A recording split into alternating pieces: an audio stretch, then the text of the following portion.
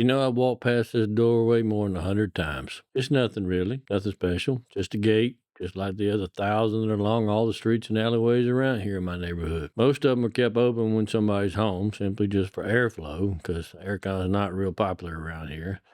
And two, everybody knows everybody, and everybody just walks by. And fortunately for me, I've been walking around here enough that I've become part of the everybody. And one evening I was walking by, and darkness was coming around behind me and on the outside, and inside the light it was just perfect. It was quiet, it was warm, it was peaceful. And I stood there for a second, just it felt like I was looking at a painting because suddenly it wasn't a doorway anymore. It wasn't just a gate. It was a box inside another box. Somebody just quietly hanging out with their dog and getting a little bite of dinner, completely unaware that I was walking by, and I just suddenly just fell in love with their ordinary little world. I've seen this before, but this time I'm not talking about here in Vietnam. I'm talking about in a place called Delft, in a small room about 400 years ago. Welcome back, everyone. Great to have you here. If it's just your first time visiting us, well, what do we do here? We talk about painters and photographers and the line between them, and we realize that sometimes that line really doesn't even exist. Today is just one painter and a look around the streets of my Vietnam, and a surprise at the end that'll take us just about as far away from 17th century Delft and Vermeer that we can get. And somehow, it fits comfortably right next to him. So come on, let's go take a walk. We don't know too much about Johannes Vermeer. That's kind of the whole point of it. No sketches, no letters, given what he was thinking about at the time. Just pretty much just about 30 odd paintings. Some say 34, some say 36, depends on who you ask and depends on what day of the week it is. He works slow. My thoughts on possible reason why he works so slow is in my first video I did on Vermeer. If you missed it, I'll throw a link in the description. But this time, I want to go somewhere where we didn't go before.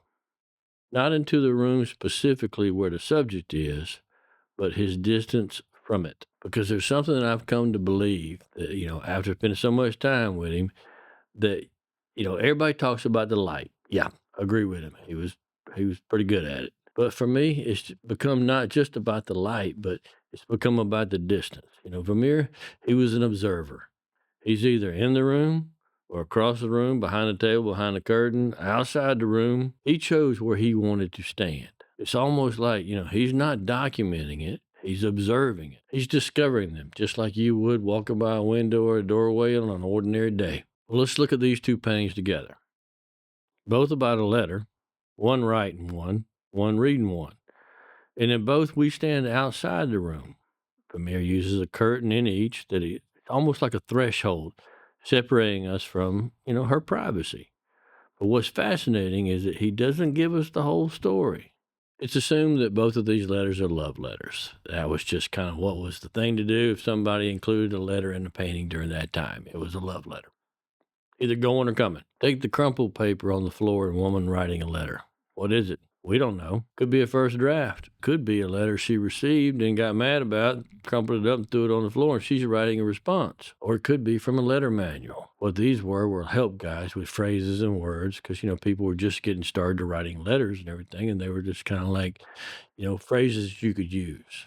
Kind of like Chat GPT of 17th century Delft, I guess.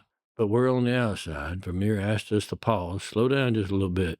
That's the same way I felt when I walked by the gate that night. That's not an accident. Vermeer was one of the few painters at that time that was just obsessed with the edge of a frame, whether it was a window, doorway, or curtain pulled back, because that edge, it just tells us that we don't belong inside at that moment. We're a witness, not a participant. He wasn't just decorating his rooms. He was choosing exactly where to stand in or out of those rooms. And somehow that distance, to me, that's just what makes his people feel so alive. It's like they were caught in a moment that they didn't know they were being witnessed. And he tells us just enough of the story that lets us fill in the blanks and make it our own version. But here's something I had to remind myself about Vermeer's paintings. Going back to the two girls reading the letters and writing the letters, he doesn't always just stand on the outside. Sometimes he invites you into the inside of the room. Take the milkmaid. The milkmaid is a different kind of painting altogether. He's right there in the room with her, close enough to see the texture of the bread, the weight of the pitcher tipping with the milk pouring out. No curtain, no threshold. He walked into the room for that one.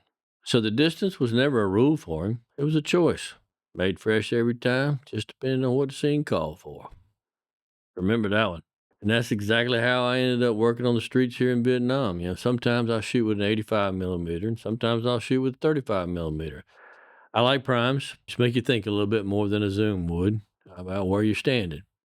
But again, both work, and most of the time I just decide which one I'm going to use depending on where I want to stand. Vermeer found his distance with a curtain or a doorway, or made the decision to just walk inside the room. I found mine with a choice between two pieces of glass. Different tools, different centuries, same concept. Read the scene first, so it'll tell you where you're supposed to stand. Now here's somewhere I want to take you where I certainly did not expect to go. There's a filmmaker, started in black and white for quite a while, and evolved to color, who spent almost his entire career filming pretty much the same way. A family, a small house, a meal, conversation, pretty much nothing that sounds like it belongs in the film at all. His name was Yasujiro Ozu. Apologize if I don't get that quite right. Japan, not Delft. Film, not paint. 300 odd years after Vermeer died, but somehow asking the same question. Ozu developed and kind of stuck to this one technique he called the tatami shot. Basically, his camera set low, high level or slightly below. It was almost like somebody was sitting on a mat, which was called the tatami mat, the Japanese mat that was on the floor. And he was obsessed, generally obsessed with shooting through things. He'll show you an empty hallway, and then a doorway, and then another doorway, and then finally a family at dinner.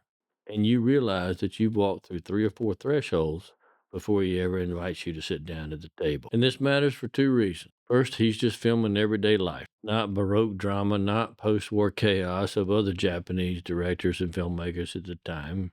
Secondly, like Vermeer, everything in the frame is placed there for a reason. Nothing is random. Like Vermeer with the bread, the milk pitcher, the foot warmer on the floor. Each one has a place.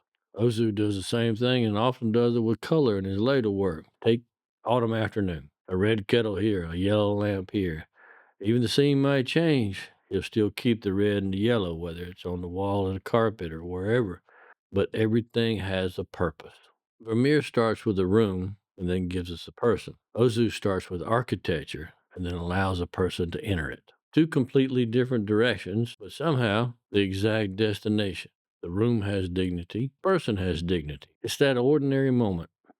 Folks just having dinner, a milkmaid pouring milk, ladies reading or writing a letter. All have dignity simply because someone chose where to stand just to see it. I guess here's the line that stuck with me since I started down this Vermeer Ozu rabbit hole. Vermeer painted, an everyday scene of a woman writing a letter. Ozu filmed a family eating dinner. Same artistic philosophy, 4 centuries and a hemisphere apart. It's the extraordinary hiding inside the ordinary, and you're only able to see it if you stand still long enough to notice it. I started really studying Vermeer because I thought he could teach me some stuff about light, which he did. But I think he's taught me more about distance. It's not always about how close you get. There's a famous saying about photography. If your photos aren't good enough, you're not close enough. I don't think that's always the case. I think it's more important where you choose where to stand, the story you're trying to tell. So here's the thing I'm going to take with me on the next few weeks out in the streets shooting again, see if I can push this even a little bit further, and I invite you to do the same. When you're out, just find a threshold where 2 worlds meet. Whether you choose to be on the outside or the inside or somewhere in between, as always, let's create something real.